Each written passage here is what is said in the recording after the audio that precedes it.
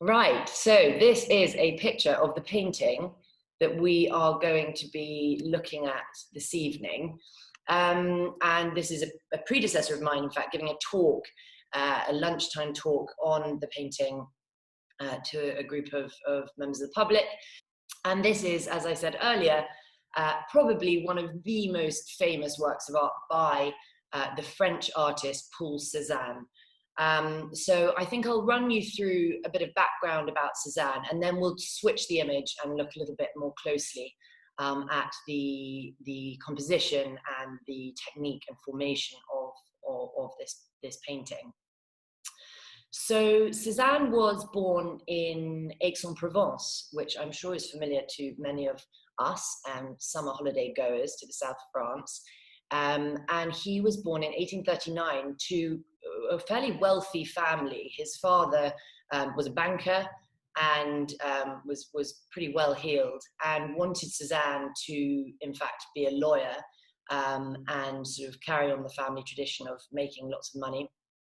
So Cézanne went to law school at the local university in Aix-en-Provence for 2 years, and he had sort of always wanted to pursue his interest in painting, and after 2 years he did so, and he dropped out of the university and moved to Paris just for 5 months initially. He was very good friends with the very famous French writer and novelist Émile Zola, who he had been friends with from school, from their school in Provence called Collège Bourbon. So they were really childhood friends, and Zola had encouraged him to stay in Paris, although Cézanne didn't really like it, and he was painting, he was training to be an artist, but very much struggled with sort of representing the human form, and felt sort of quite low and depressed really as a result of not being able to kind of be quite so proficient and successful as some of his colleagues. But he was encouraged to stay, as I say, for 5 months before returning to Provence, where he did in fact start working for his father's bank for 1 year. After that, he decides to move to Paris. And Paris in the 1860s was, as we discussed last time when we were looking at Manet, it was really a kind of hotbed of, I suppose, sort of revolution at that point. Under Napoleon III, we had this sort of group of artists, mainly those that we know as now as the Impressionists, who were really kind of kicking against the system of sort of academic painting, and really kind of revolutionizing painting in a very innovative way. And this really comes initially with artists like Courbet and Delacroix, and their kind of vigorous use of the medium of paint and color. And Cézanne found this very exciting. He sort of became friends and associated with the Impressionists. He was quite a moody, awkward character. And so he wasn't sort of hugely welcomed into the group with open arms.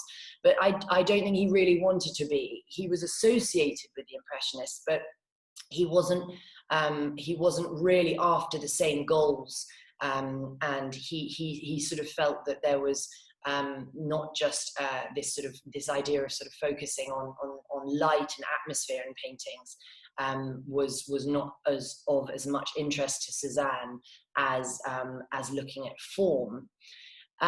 So although he was associated with them, he also kind of sat alone, much like we discussed with Manet. And in 1870, during the Franco-German War, he in fact moved out of Paris and went to L'Estaque with his the lady that he was with, who then became his wife much later in the 1880s. And he was by the coast. L'Estaque is a small town village near Marseille. And he started engaging with landscape. And it was here that, having been associated with the Impressionists in Paris, his palette very much lightened. His earlier works are very much inspired by realists such as Courbet and Delacroix, this sort of dark, quite vigorous compositions. But he moves to the coast and his palette lightens, and he starts to really, as I say, engage with nature and the landscape.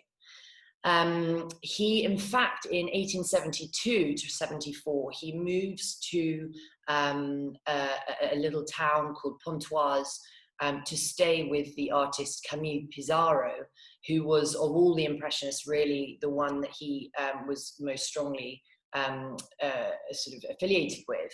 And Pissarro taught him to paint with these sort of broken brush strokes.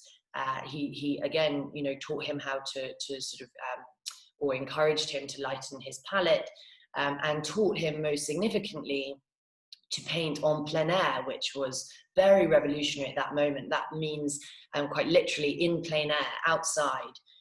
So the idea that you are not just going outside, making a sketch, bringing it back to the studio and working it up in oils in the studio or in whatever medium you're painting in, but instead, you know, pitching up in situ and painting outside.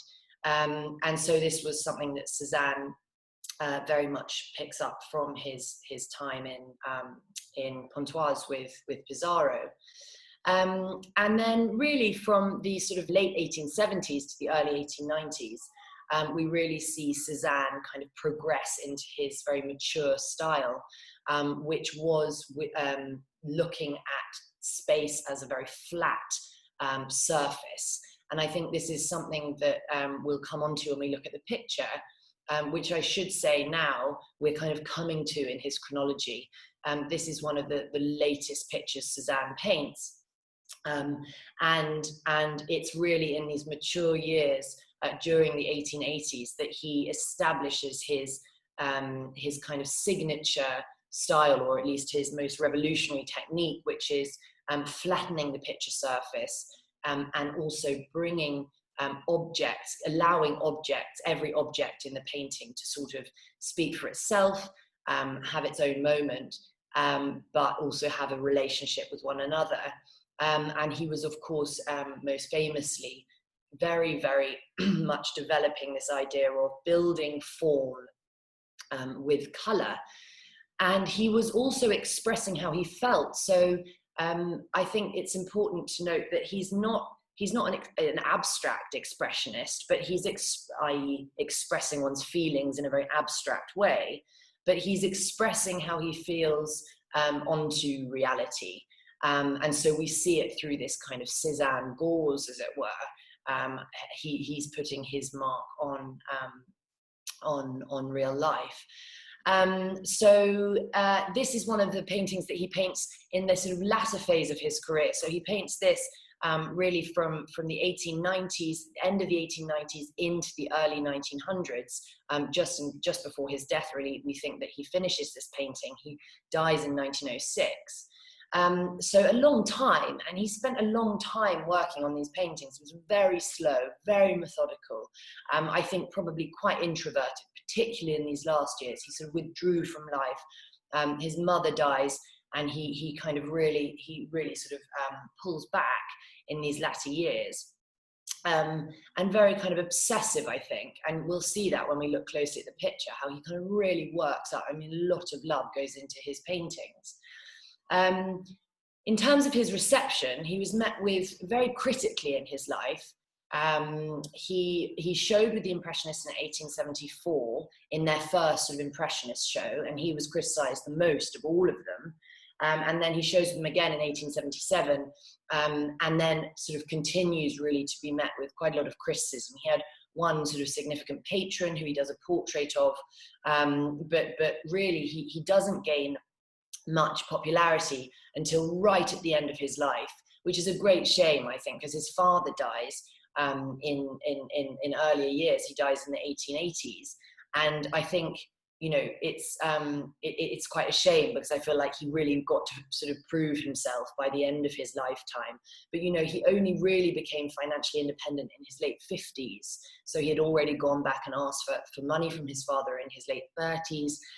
So it really took time, but we really benefit from that in the history of art now, because Cézanne really, as we saw a bit with Manet, but Cézanne was so important at this very, very decisive moment at the beginning really of the 20th century, and really paves the way for future generations of artists to come. And most significantly, Picasso and Matisse. Now, this painting, to kind of come back to the painting, back to the image, as I say, was one of his last paintings. And it was exhibited in an exhibition, a posthumous exhibition. So an exhibition 1 year after he died in 1907, at the Salon d'Automne, so the Autumn Salon, which was sort of the main academy sort of exhibition in Paris. And it was visited by sort of all of the young generation of art, the younger generation of artists making their way through. And he was really kind of revered as this sort of, obviously he had passed away at this point, but he was this kind of great master. And we know Picasso sees this in 1907. And the same year, he paints his very famous Demoiselles d'Avignon, which hangs in the Museum of Modern Art, and which sort of abstracts form and sort of distills the women in it to a much, much greater degree than Cézanne's doing here. But Cézanne's kind of compartmentalizing of form and figure in this painting very much paved the way for that, and of course for the broader movement that is Cubism. And also Henri Matisse, who was a little older. Picasso was in his 20s when he saw this painting. Matisse was in his 30s, but Matisse, of course, led the charge with the Fauve movement, and we see very much with the colour that Cézanne employs, and this very sort of reduced depth to his paintings. We see that as a huge influence on Matisse. What are we looking at here? We have a group of 11 women who are nude, and there are a collection of towels, white sort of quite angular towels dotted about the place. There is a sort of ochre foreground, a sort of sandy foreground, a small collection of fruit or apples or oranges here in the foreground, a dog, a little black dog lying there, which we'll get closer to in a minute, some wonderful trees, some foliage around the edges here, and some huge sort of fluffy white clouds, and then very rich blue sky, and some distant trees here. I should just note that this sort of strange colouring along the top is because the canvas was at one point, I think Cézanne in fact folded that over the stretcher. But we have a kind of very sort of central force to the picture. So the idea of women bathing or nude women in landscape is not a very revolutionary subject matter. Now, we've definitely seen these before with Renaissance, particularly Venetian Renaissance artists such as Giorgione and Titian. For example, the National Gallery's Diana and Actaeon, or Diana and Callisto, where you see these kind of nude females in this landscape. Now, Cézanne was living in Paris, and he was continually going to the Louvre to study old masters and antiquity, which the Louvre, as I'm sure you all know, has plenty of. And he, instead of drawing from live models, he would go to the Louvre and he would copy after old masters. And this was very typical for artists of this period, to copy after old masters and also copy after antiquities. So I think this figure here is sort of identified as a crouching Venus of some sort in the Louvre. And for those of you who've seen the sleeping hermaphrodite there are several versions, but one at the Louvre, on her sort of lying on her stomach like that. It's said that these might be quotations from these antique sculptures. But of course, he would have been familiar with works, pastoral scenes by Titian, by Giorgione, also by the 17th century artist Poussin, French artist Nicolas Poussin, who painted lots of kind of Arcadian mythological scenes. So we get a little bit closer.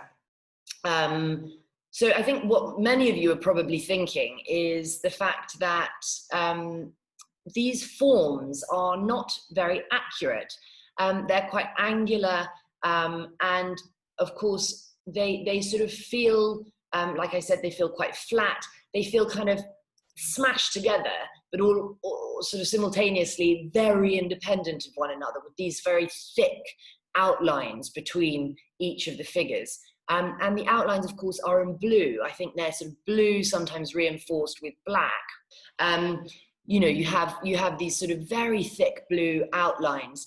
And what we see Cézanne trying to do here, and I think this is absolutely kind of key to understanding this work, and also to appreciate how revolutionary and unusual this was, to kind of represent reality as he sort of felt it, rather than to express himself onto reality, rather than to depict it like an academic artist that came only a matter of decades earlier, to depict it so perfectly and in such sort of classical accuracy, but here to really kind of play around with the human form. And I think that's just so important in terms of what then comes later. As I said earlier, with Cubism, for example, look at the right angle he employs here, with this lady's arm, which then lines up so perfectly with her leg. These very geometric, architectonic kind of forms. But what he does in doing so is he makes them in some way objects. Now, of course, that brings with it all sorts of complications, given that the subject of this painting is in fact a group of nude women, and this is a male artist observing them, and I'm not sure many of them have really noticed that he's there, perhaps these figures here. But we again get these very kind of mask-like faces, very little expression, and they become very kind of object-like, much like a kind of still life of Cézanne, which of course are sort of more recognizable for in his oeuvre. But we have also these colors, and the background makes everything kind of have equal weight, as it were. So not only are they objects in their own right, but they kind of sit in line with everything else. They are equal. So the dog, the oranges or the apples, the women, the trees, the clouds, the sky, everything is kind of aligned. And we can see here this beautiful sort of synergy between the tree trunk and this figure here, as her sort of back launches up the back of the tree trunk. And then, of course, this right leg then aligns so beautifully with the arm here. So again, this idea that they are combined, but also very independent of one another. And then, of course, the ochre foreground, which is down here at the bottom, is then kind of picked up in the in the flesh tones of the women. But if we get even closer, we can see, of course, we have pinky hues here, but we also have these blue tones, which of course then are in line with the color of the sky. So everything is kind of given this same sense of importance, and added to which the spaces between the figures, or the absence of form, is kind of almost given form. You know, he almost brings that to the fore, so that it's given equal strength. And this is something, again, this idea of reconfiguring reality is something, of course, that then is picked up so much more extremely in Cubism. I should just also note that as we go closer, you really get a sense of the multitude of colours, you know, that Cézanne is employing to build his form. You know, you see from a distance, you get an impression, sort of like a magic eye book, you know, but when you get close, you can see these very, very sort of hatched brush strokes, these modular brush strokes, creating different tones. You know, they're not blended. So he's really building form and sort of dimension and perspective with color. And that really is something that completely revolutionizes painting. And I thought the idea of this kind of merging of humans and nature, and giving them this sort of equal weight, because so often we see the figures, this sort of solidity of a female body in plain air, and that is what we're looking at. There's no doubt about it. But although he's looking at the women and he's sort of objectifying them in a way. He's doing it to the whole of the painting. And I think it's so relevant for the absolute current moment that these figures are just as important as this massive nature and the world around them. And as I say, I don't think that speaks sort of has ever spoken louder than it does in this current moment. The importance and the vastness and the strength of nature in relation to human beings. He very sort of eloquently said that we merge, i.e. he and nature merge in an iridescent chaos. And I think that word iridescent here, that kind of shimmering harmony of colours, is something that we very much should take away from looking at this picture. Have a wonderful weekend, and thank you very much all for joining, and also for your continued support for the last God knows how many months. It's been an absolute joy, and I look forward to doing more of it with you all very soon. Thank you very much. Thank you, Lucy. Thanks.